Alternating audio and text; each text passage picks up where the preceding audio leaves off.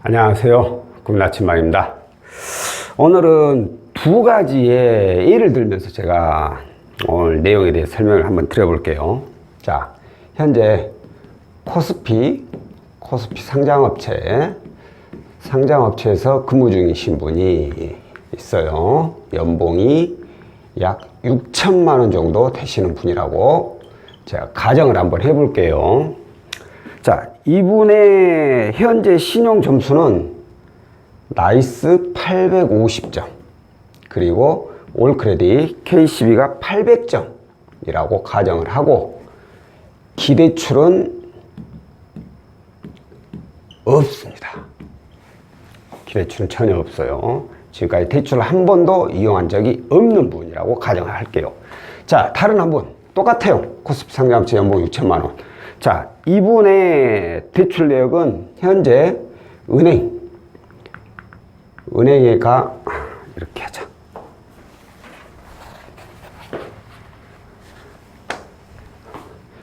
은행에 4천만 원이 있고, 그리고 이금융권에가 6천만 원이 있고, 그리고 자, 대부업체가 2천만 원이 있다고 가정을 할게요. 자, 당연히 대출이 하나도 없는 분에 비하면 대출이 이분은 많이 있으니까 신용 점수는 낮겠죠. 그런데 이걸 예를 들어서 전액 다 상환을 했을 경우에, 이걸 다 상환을 해버린다. 그러면 이분의 신용 점수가 850점에 KCB가 800점으로 올라간다고 예상을 해볼게요. 올라간다고 가정을 해볼게요. 그러면 현재 이분도 나이스 850, KCB가 800. 이분도 기대출이 없으면 나이스 850, KC 800. 똑같이 기대출 없음이 되겠죠? 기대출 없음. 자, 그런데 이 코스피 이 상장업체에 주거래 은행이 있을 거 아니에요. 그 주거래 은행에서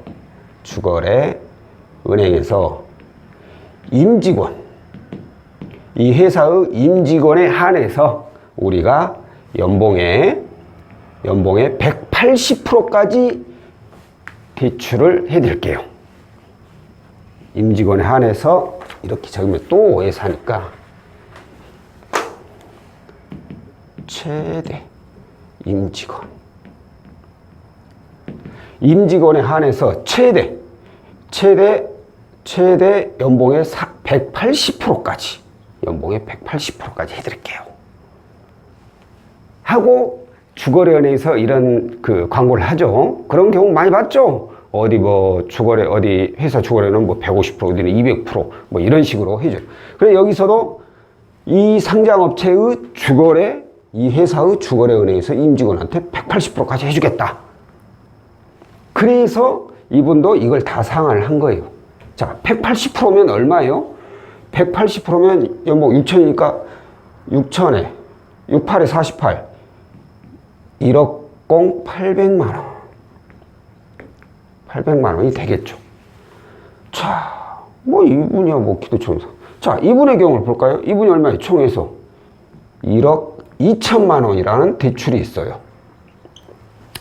1억 800만 원을 예를 들어서 은행에서 받을 수가 있어. 1억 2천이 이전에 있었지만 1억 800이야. 그러면 현재 은행이 4천밖에 없었으니까 6천만 원이 넘는 금액을 내가 비중을 더 늘릴 수가 있어. 그러면 이거 당연히 이용해야 되는 거 아닌가요? 그죠? 자, 이게 뭐예요? 이게 무슨 상품이에요? 제가 말씀드린 이거 상환하고 이게 바로 이제 통대안이라는 거잖아요. 우리 통대안을 많이 이용하잖아요. 오늘 알려드리고 싶은 내용이 바로 이 내용입니다. 이 내용.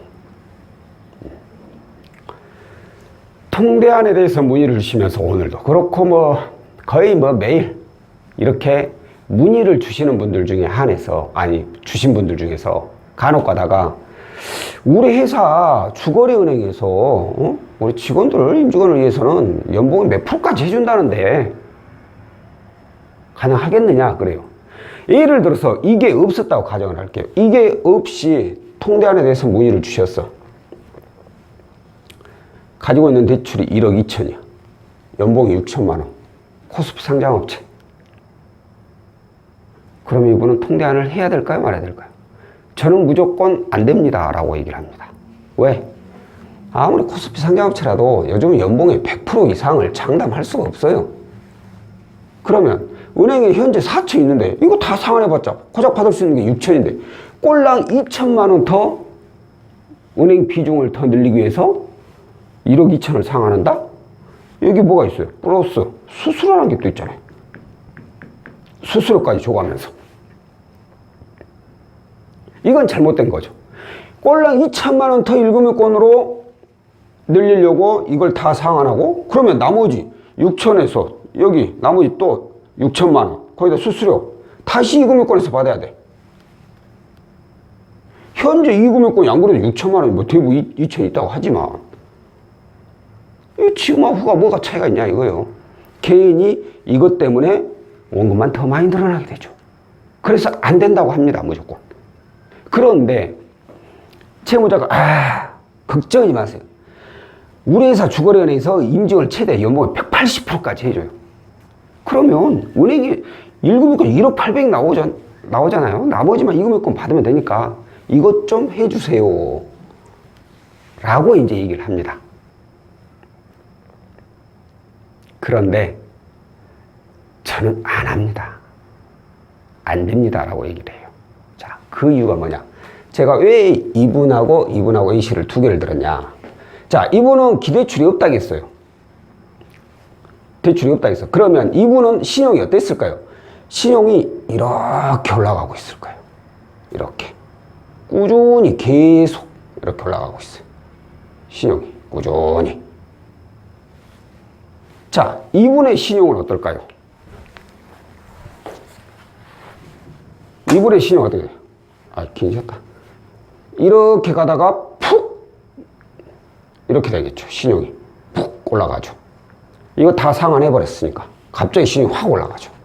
그래가지고 여기하고는 점수가 똑같긴 해요. 근데 문제가 이 과정이죠. 과정. 계속해서 올라간 분하고 바닥 기다가 갑자기 쑥 올라왔어. 이래도 상관없이 그냥 무조건 임직원 최대 뭐 부채 없으니까 연봉이 180% 해줄까요? 제 생각에는 모르겠어요. 이분의 경우에는 180만 원을 다 받을 수도 있을지는. 근데 이분의 경우에는 저는 어렵다고 봅니다. 왜 어렵냐? 자, 은행이 단순히 현재 여기에 있는 신용점수, 여기에 있는 이 신용점수 이것만 보고 판단을 할까요? 이분이 과거에 어떻게 했었는지 뭘 했었는지 전혀 판단을 안 할까요? 모든 금융사는 내부 점수, 내부 등급이라는 게 또 따로 있어요. 우리 신용하고 신용점수 말고. 단순히 이 신용점수만 보는 게 아니라 신용점수, 회사, 재직기간, 연봉, 그리고 그동안 해왔던 금융거래 내역들, 신용 이력들 이런 모든 것들을 종합해서 내부 점수가 되는 거예요. 자, 이분은 그동안 대출이 없고 계속해서 신용이 올라갔기 때문에 당연히 플러스 요인으로 내부 등급이 높을 수밖에 없죠. 그런데 생각을 해보세요. 이분은 점수가 바닥을 기다가 갑자기 쭉 올라왔어. 그러면 내부 등급도 이 금융사 내부 등급 바닥 기다가 갑자기 쭉 이렇게 따라서 같이 올라올까요? 그러진 않죠. 내부 등급은 갑자기는 올라가기보다는 여기서 이분은 천천히 이제 올라가게 되죠. 다만 이분 현재 점수로는 은행에서 대출은 나올 수 있는 점수는 돼요. 이전 내역하고는 상관없이 나오는 점수는 돼요. 하지만 그 내부 점수가 대출이 가능한 그 커트라인 안에 들어왔다 뿐이지 이분처럼 연봉의 최대 180%까지 이용을 할 수 있다는 장담은 못해요. 이분만큼 내부 점수가 높질 않기 때문에. 그런데 어떻게 180%를 믿고 하냐 이거예요. 그죠? 또 한 가지 더. 그분들이 많이 착각하는 게 바로 이거예요. 이 최대란 말. 최대. 임직원은 최대 180%까지 해줍니다. 이 얘기는 뭐예요? 최대란 말은. 대출이 나갔을 때 최고 한도로 가장 좋은 내부 점수, 내부 등급 다 해서 뭘 정합해서 가장 좋은 분들은 최고 180%까지 된다는 얘기예요. 그러니까 이 최고란 말은 누구나 해준다는 말이 아니죠. 그만큼 그 안에 자격 조건 안에 들어와야 된다는 얘기가 돼요. 근데 이 최대란 말은 쏙 빼버려요. 채무자분들이. 이건 그냥 잊어버려. 180%까지 해준대요. 그러니까 이거 상환하면 1억 2천이어도 1억 800까지만 1금융 나오면 어디에요? 좀 해주세요. 최대란 말은 쏙 빼고 최대 180%지. 안 그러면 연봉에 100%만 나올 수도 있고 정말 안 좋으면 연봉보다 더 안 나올 수도 있고 그런 것이죠. 크잖아요. 근데 이걸 갖다가 믿고 그냥 주거래은행에서 이렇게 나오니까 해주세요 라고 요청을 하시는 분들이 계십니다. 근데 이건 운이죠, 운. 아니, 운도 안 되겠다, 이건. 실력도 안 되고, 이건 믿을 수가 없는 거예요. 자, 그런데 이제 그러죠, 제가. 이것만 믿고 할 수가 없어요. 이건 최대 한도고, 그 경우에 이렇게 나오기도 쉽지도 않고, 그리고 여기서 만약에 안 나와버리면 어떻게 하겠습니까? 이 나머지는 다시 또 이금융권에서 다 받아야 되는데, 고객한테 도움 되는 게 없어요. 그래서 그 여자를 딱 하죠. 그리고 나서 이제 이 채무자분이 저희 아닌 다른 곳에 또 문의를 합니다. 그리고 나서 다시 연락이 오죠, 또. 아니, 상담사님 안 된다고 하시는데 제가 다른 데다 혹시나 해서 물어봤는데 거기서 가능하다고 하는데 그럼 이거 진행을 해야 될까요? 말아야 될까요? 그래서 상담했던 내용을 들어보면 어떤 경우가 많냐? 해당 업체에서 그래요? 그럼 180%까지 고임 된다고 하시니까 그럼 해드릴게. 180%가 나오면 땡큐겠지만 안 나오면 그냥 1금융권에서 나올 만큼 이용하고 나머지는 2금융권이나 다시 대법을 이용하셔야 돼요. 라고 해요. 이 얘기는 뭐예요? 되면 좋고 안 되면 말아. 1금융권에서 이만큼 나오면 땡큐고 아니면 그냥 말고 2금융권 나머지 2금융권 이렇게 대법치 받으면 돼. 털어먹이지.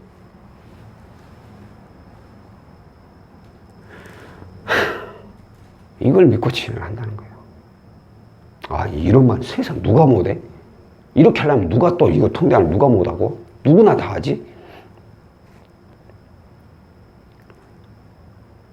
이건 이렇게 진행하는 업체도 문제고 이 말 듣고 진행하는 채무자도 문제인 거예요. 업체 입장에서는 채무자 당신이 그렇게 얘기했으니까 당신 말 믿고 해줄게. 대신에 안 되면 우리 방식대로 이제 나머지는 가야 된다. 채무자 입장에서는 당장 힘들어 죽겠어. 은행에다가 제가 그냥 2금융권에서 그렇지. 2금융권 몇 개 있다고 해봐요. 건수가. 거기다 대보도 몇 개 있고. 그럼 원래 납입 금액이 어마어마하죠. 그러니까 당장 힘들어 죽겠으니까. 희망을 갖는단 말이에요, 여기다가. 도박이지, 도박. 이게 바로 이제. 안 됐을 때의 생각보다는 됐을 때의 생각을 비중을 더 많이 두고 됐을 때는 내가 정말 편해지고 이 생각을 더 많이 한다 이거. 안 됐을 때 1금융권 6천만 원밖에 안 나머지 2금융권 대보수 받으면 지금은 1억 2천이지만 이거 수수료 포함하면 훨씬 더 대출이 더 많아질 건데 그럼 그때는 어떻게 갚아 나가야 되나 이런 생각이 아니라 그래 1억 800이 나오기만 해. 그러면 한 달에 이자만 내니까 지금보다 납입금액이 얼마나 더 많이 줄어들고 그동안 힘들었으니까 이번에 소주도 한잔하고 이런 희망 섞이는 생각만 한다는 거예요. 물론 제 말 반대로 180%를 다 받을 수도 있을 수 있는 분이 있겠죠라고 하기도 참 말처럼 있을 수도 있겠죠. 정말 운이 좋아서 그럴 수도 있겠죠. 근데 이분들이 과연 이렇게 최대 한도를 이용하는 분들이 대출 신청한 사람은 몇 프로나 될까요? 제가 봤을 때는 1%나 될까요? 100% 중에 100명 중에 1명이나 될까요?